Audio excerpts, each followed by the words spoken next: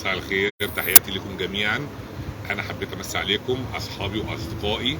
انا النهارده بعلن عن المرحله الثانيه اللي احنا اتفقنا عليها، اللي هي الفندق في مرسى مطروح. تمام. الفندق عباره عن 4 ليالي 5 ايام، فطار وغدا، هاف بورد بالرحلات الداخليه، وهيبقى التيكت بالنسبه للفرد في الغرفه الدبل او الغرفه التريبل.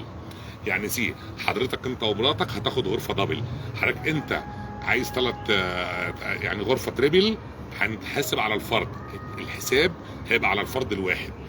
الرحلات دي هنعملها في الفندق في مرسى مطروح ان شاء الله ابتداء من 15/4 بما فيهم اسبوع العيد. تمام.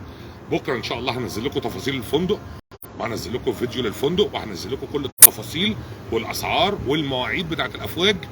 واحنا برضو زي ما احنا اشتغلنا في المرحله الاولى بتاعه الحجز، هنحجز برضو على المرحله الثانيه عشان يبقى برضو الناس عارفه ان الكلام ده هيشتغل لحد نص 6.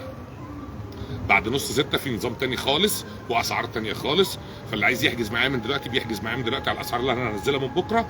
وتابعوني على صفحتي محمد غنيم 031 612 316. اصحابي الجمال.